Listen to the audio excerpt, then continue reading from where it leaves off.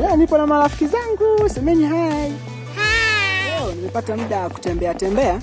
Nikawa napita njiani nimekutana na watoto, nikasema ngoja nipige nao story kidogo, niwaulize majina yao na wanasoma darasa la ngapi.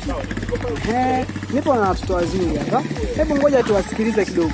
Kuna watoto wazuri. Wao ni mashabiki zangu.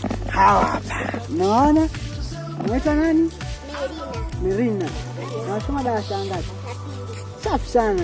Na wewe hapa mtoto mzuri unaitwa nani? Nani? Mmetoka wapi? Kanisani. Safi sana. Na wewe dada unaitwa nani? Nani? Na umetoka kanisani. Na wewe dadangu unaitwa nani? Lisa. Safi sana. Umetoka kanisani? Unasoma la ngapi? La 3. Leo nipo na marafiki zangu, semeni hai. Hai. Jumapili njema.